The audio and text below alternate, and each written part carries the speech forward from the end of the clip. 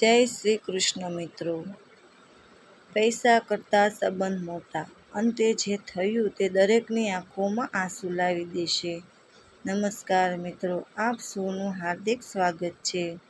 આજે અમે તમારા માટે એક એવી હૃદયસ્પર્શી વાર્તા લઈને આવ્યા છીએ જે આપણને સમજાવે છે કે દુનિયામાં પૈસા જરૂરી છે, પરંતુ પૈસાથી પણ મોટું કંઈ હોય તો તે છે સંબંધ, પ્રેમ અને પોતાના લોકોનો સાથ. જો તમને આવી લાગણીશીલ ગુજરાતી વાર્તાઓ ગમતી હોય તો વિડીયોને લાઈક કરો, ચેનલને સબસ્ક્રાઈબ કરો, અંત સુધી અમારી સાથે જોડાયેલા રહો. ગુજરાતના એક નાનકડા ગામમાં રમેશભાઈ અને તેમની પત્ની સવિતાબેન રહેતા હતા. તેઓ ખૂબ જ મહેનતુ અને સંસ્કારી હતા. તેમના 2 દીકરા હતા, મોટો દીકરો રાજેશ અને નાનો દીકરો મહેશ. બંને દીકરાઓને માતા-પિતાએ ખૂબ પ્રેમથી ઉછેર્યા. પોતે જૂના કપડાં પહેર્યા, પરંતુ દીકરાઓને ક્યારેય કોઈ વસ્તુની કમી પડવા દીધી નહીં. ખેતી કરીને અને દિવસ-રાત મહેનત કરીને તેમને ભણાવ્યા. સમય જતાં બંને દીકરાઓ શહેરમાં સારી નોકરીએ લાગી ગયા.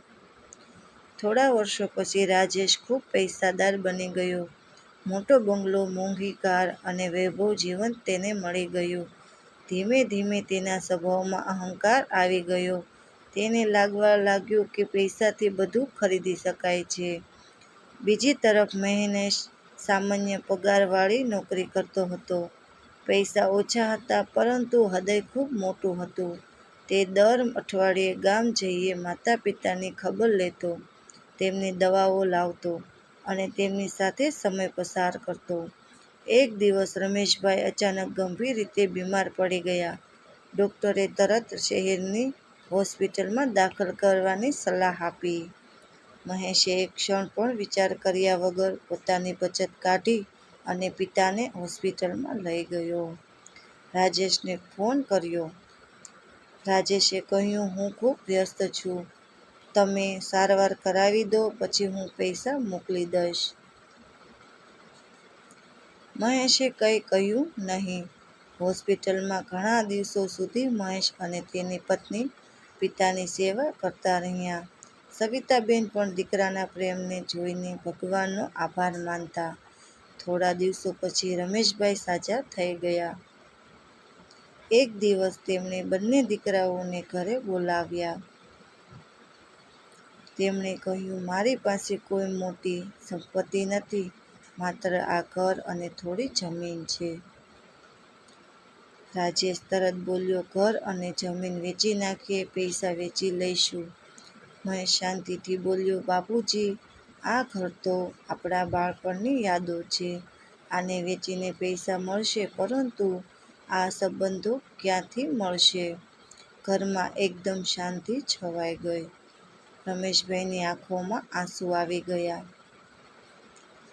તેમણે કહ્યું, "આજે મને સમજાઈ ગયું કે સાચો ધનિક કોણ છે." રાજેશને પોતાની ભૂલ સમજવા લાગી. થોડા મહિનાઓ પછી સવિતાબેન પણ બીમાર પડ્યા. આ વખતે રાજેશ પોતાની તમામ મીટિંગ રદ કરી દીધી. તે માતાની સેવા માટે ગામ આવી ગયો. મહેશ આશ્ચર્યચકિત થઈ ગયો. રાજેશે નાના ભાઈનો હાથ પકડીને કહ્યું, "ભાઈ, મેં આખું જીવન પૈસા કમાવામાં કાઢી દીધું, પરંતુ આજે સમજાયું કે માતા-પિતાનો પ્રેમ અને પરિવારનો સાથ કરોડો રૂપિયાથી પણ મોટો છે." બંને ભાઈઓ એકબીજાને ભેટી પડ્યા. સવિતાબેનની આંખોમાં ખુશીના આંસુ આવી ગયા. થોડા સમય પછી બંને ભાઈઓએ નક્કી કર્યું કે દર મહિને થોડા દિવસ ગામમાં માતા-પિતા સાથે જ રહેશે. ઘરમાં ફરીથી હાસ્ય ગુંજવા લાગ્યું. એક સાંજે રમેશભાઈએ બંને દીકરાઓને કહ્યું, "દીકરા, પૈસા જીવન ચલાવવા માટે જરૂરી છે, પરંતુ સંબંધો જીવન જીવવા માટે જરૂરી છે. પૈસા ખોવાઈ જાય તો પાછા મળી શકે, પરંતુ તૂટી ગયેલા સંબંધો ઘણીવાર પાછા નથી મળતા."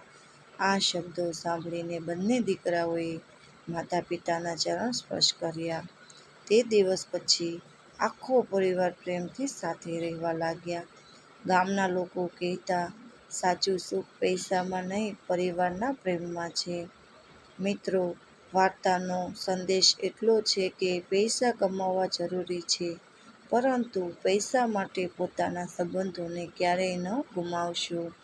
માતા-પિતા, ભાઈ-બહેન અને પરિવારનો પ્રેમ દુનિયાની સૌથી મોટી સંપત્તિ છે. યાદ રાખો, પૈસા ખિસ્સો ભરી શકે છે, પરંતુ સંબંધો હૃદય ભરે છે.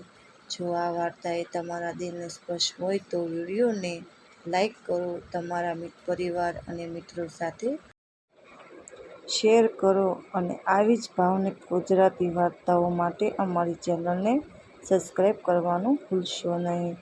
ધન્યવાદ. ફરી એક નવી હૃદયસ્પર્શી વાર્તા સાથે મળીએ. જય શ્રી કૃષ્ણ. કોમેન્ટમાં લખવાનું ભૂલતા નહીં.